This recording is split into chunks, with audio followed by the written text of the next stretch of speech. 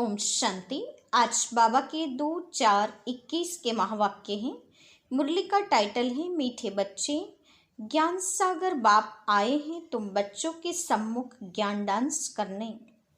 तुम होशियार सर्विसेबल बनो तो ज्ञान की डांस अच्छी हो। प्रश्न है, संगम युग पर तुम बच्चे अपने में कौन सी हॉबी अर्थात आदत डालते हो? उत्तर है याद में रहने की। यही है रूहानी हॉबी।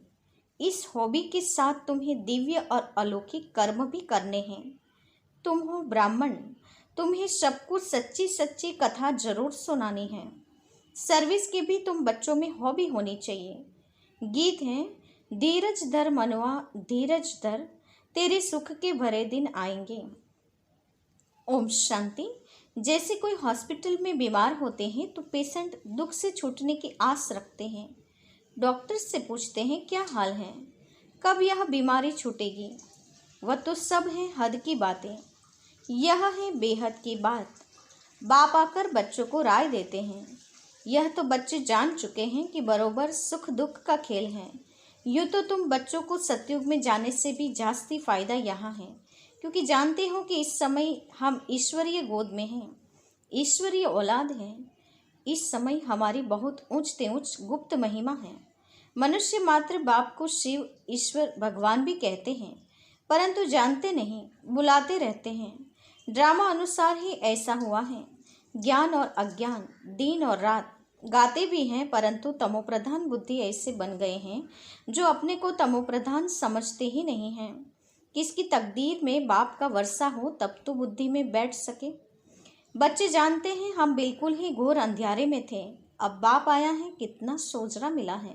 बाप जो नॉलेज समझाते हैं वह कोई भी वेद शास्त्र ग्रंथ आदि में नहीं है, वह भी बाप सिद्ध कर बताते हैं। तुम बच्चों को रचता और रचना के आदि मध्य अंत की रोशनी देता हूँ, वह फिर प्रायः लोप हो जाती है।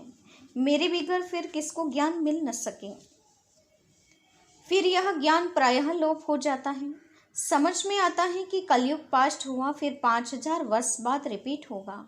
यह है नई बात, यह तो शास्त्रों में है नहीं। बाप तो यह नॉलेज सभी को एक जैसी पढ़ाते हैं, परंतु धारणा में नंबरवार हैं। कोई अच्छे सर्विसेबल बच्चे आते हैं तो बाबा का डांस भी ऐसा चलता है। डांसिंग गर्ल के आगे देखने वाले बहुत शौकीन होते हैं, तो वह भी खुशी से बहुत अच्छा डांस करते हैं। थोड़े बैठे होंगे तो कॉमन रीति से थोड़ा डांस करेंगे। वाह वाह करने वाले बहुत होंगे तो उनका भी उल्लास बढ़ेगा। तो यहाँ भी ऐसे हैं। मुरली सब बच्चे सुनते हैं, लेकिन सम्मुख सुनने की बात और है ना। यह भी दिखाते हैं कि कृष्ण डांस करता था। डांस कोई वह नहीं, वास्तव में ज्ञान की डांस। शिव बाबा खुद बताते हैं, मैं ज्ञान की डांस करने आता हूँ, मैं ज्ञान सागर हूँ। तो अच्छी अच्छी पॉइंट्स निकलती हैं। यह है ज्ञान की मुरली, काठ की मुरली नहीं। पतित पावन बाप आकर सहज राजयोग सिखाएंगे या लकड़ी की मुरली बजाएंगे। यह किसके ख्याल में नहीं होगा कि बाप आकर ऐसे राजयोग सिखाते हैं। अभी तुम जानते हो, बाकी कोई भी मनुष्य मात्र को यह बुद्धि में आ न सके। आने वालों में भी नंबरवार पद पाते हैं। जैसे कल्प पहले किया है वैसे ही पुरुषार्थ करते रहते हैं। तुम जानते हो कि कल्प पहले मुआफिक बाप आते हैं, आकर बच्चों को सब राज खोल कर बताते हैं। कहते भी हैं मैं भी बंधन में बंधा हुआ हूँ। हर एक इस ड्रामा के बंधन में बंधा हुआ है। जो कुछ सतयुग में हुआ था वही फिर होगा। कितनी अनेक बार की योनियां हैं। सतयुग में इतनी योनियां थोड़ी होगी, वहाँ तो थोड़ी वैरायटी होती है, फिर वृद्धि को पाते रहते हैं। जैसे धर्म भी बढ़ते जाते हैं ना। सतयुग में तो थे नहीं, जो सतयुग में थे वह फिर सतयुग में ही देखेंगे। सतयुग में कोई भी छीछी गंध करने वाली चीज हो न सके। उन देवी देवताओं को कहते ही हैं भगवान भगवती, और कोई खंड में कभी भी किसको गॉड गॉडेज कह नहीं सकते। वह देवता जरूर हेवन में राज्य करते थे। उनका देखो गायन कितना है। तुम बच्चों को अभी धीरज आ गया है। तुम जानते हो हमारा मर्तबा कितना ऊंच है, वह कम है। हम इतने मार्क्स से पास होंगे। हर एक अपने को समझ तो सकते हैं ना कि फलाना अच्छी सर्विस कर रहा है। हाँ, चलते चलते तूफान भी आ जाते हैं। बाप तो कहते हैं कि बच्चों को कोई भी ग्रहचारी तूफान आदि ना आए। माया अच्छे अच्छे बच्चे को भी गिरा देती हैं, तो बाप धीरज देते रहते हैं। बाकी थोड़ा समय है, तुमको सर्विस भी करनी है। स्थापना हो गई फिर तो जाना ही है। इसमें एक सेकंड भी आगे पीछे नहीं हो सकता। यह राज बच्चे ही समझ सकते हैं। हम ड्रामा के एक्टर्स हैं, इसमें हमारा मुख्य पार्ट है। भारत पर ही हार और जीत का खेल बना हुआ है। भारत ही पावन था, कितनी पीस और प्योरिटी थी। यह कल की बात है। कल हमने ही पार्ट बजाया था। 5000 वर्ष का पार्ट सारा नुंदा हुआ है।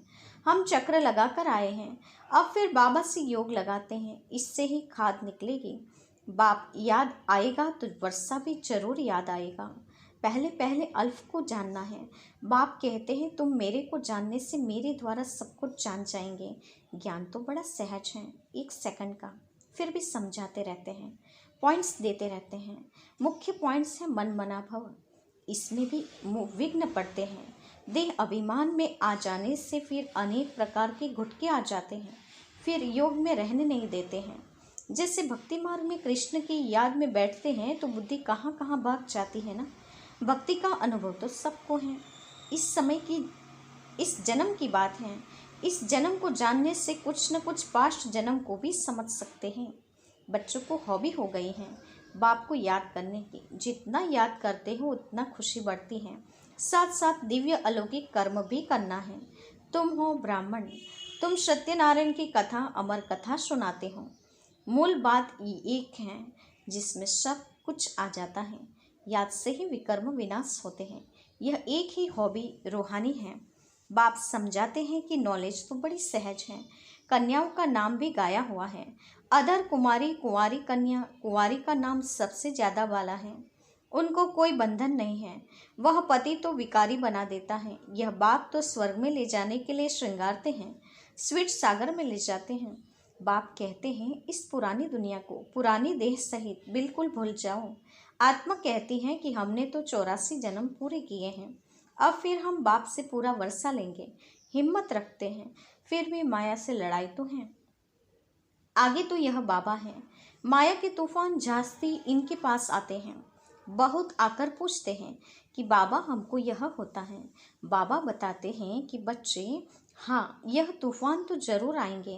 पहले तो मेरे पास आते हैं, अंत में सब कर्मातीत अवस्था को पालेंगे। यह कोई नई बात नहीं है, कल्प पहले भी हुआ था। ड्रामा में पार्ट बजाया, अब फिर वापस घर जाते हैं। बच्चे जानते हैं यह पुरानी दुनिया नर्क है। कहते भी हैं यह लक्ष्मी नारायण क्षीर सागर में रहते थे।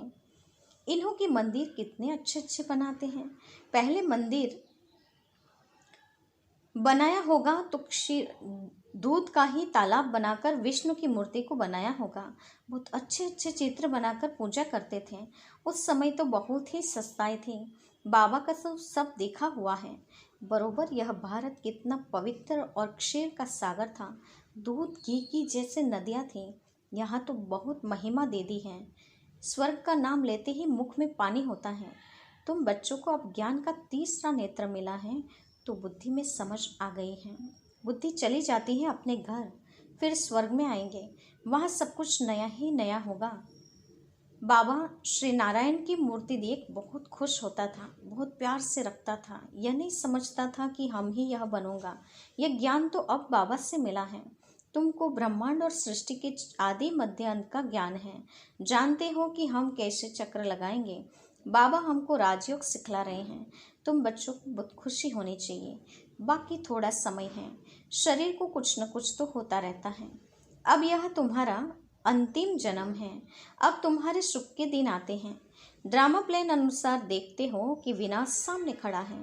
तुमको तीसरा नेत्र मिला है। मूल वतन, सूक्ष्म वतन, स्थूल वतन को अच्छी रीति जानते हो। ये स्वदर्शन चक्र तुम्हारी बुद्धि में फिरता रहता है। खुशी होती है। इस समय हमको बेहद का बाप टीचर बन पढ़ाते हैं, परंतु नई बात होने कारण घड़ी घड़ी भूल जाते हैं। नहीं तो बाबा कहने से ही खुशी का पारा चढ़ जाना चाहिए। राम तीर्थ श्री कृष्ण का भक्त था तो कृष्ण के दर्शन के लिए कितना करते थे। उसको साक्षात्कार हुआ और खुशी हो गई, परंतु उससे क्या हुआ? मिला कुछ भी नहीं।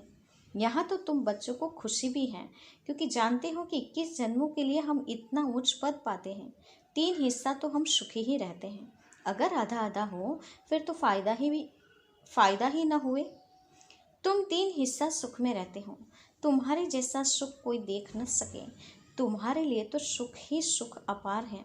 महान सुख में तो दुख का पता ही नहीं चलता। संगम पर तुम दोनों को जान सकते हो कि अभी हम दुख से सुख में जा रहे हैं।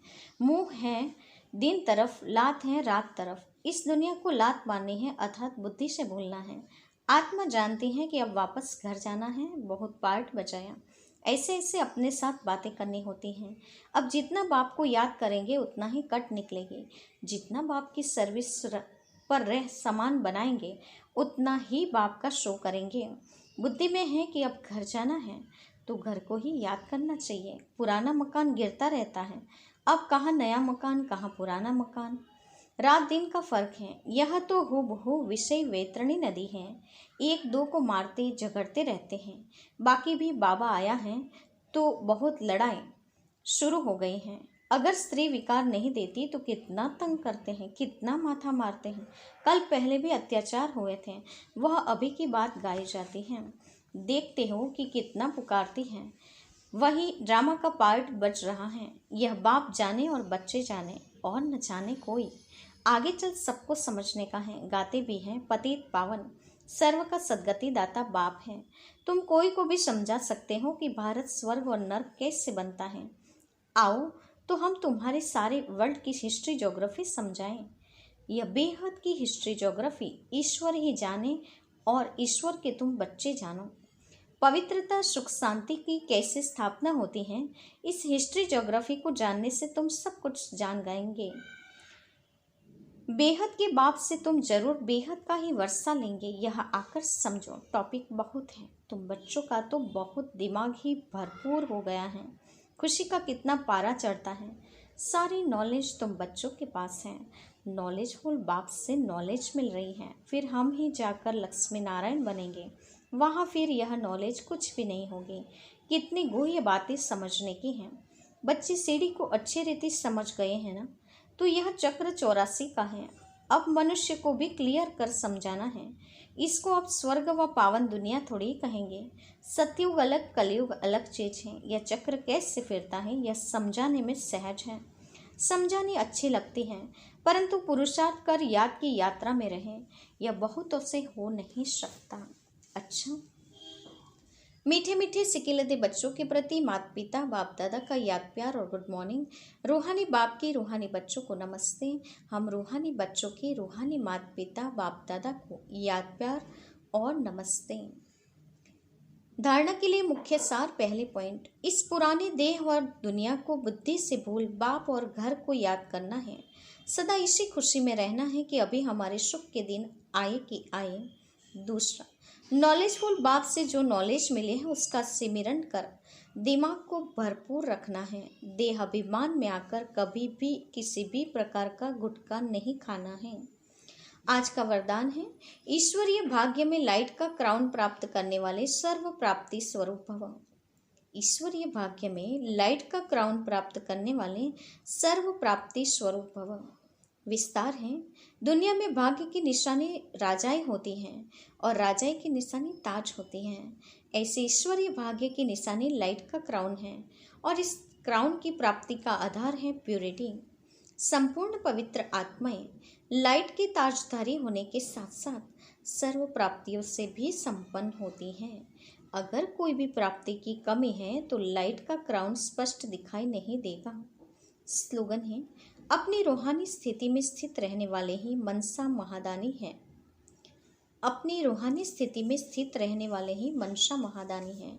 आज के मुख्य पॉइंट्स हैं। आज विशेष बाबा ने हम बच्चों को बताया कि मैं ज्ञान सागर तुम बच्चों के आगे ज्ञान डांस करने आता हूँ। जो होशियार और सर्विसेबल बच्चे हैं उन्हें के आगे ज्ञान डांस भी अच्छी होती हैं। साथ ही बाबा ने कहा संगम पर तुम्हें एक ही हॉबी रखनी है और वो है याद करने की हॉबी।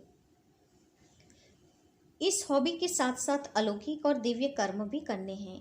इस बात का भी ध्यान रखना है और ब्राह्मण होने के नाते सबको सच्ची कथा भी सुनानी है, सर्विस भी करनी है।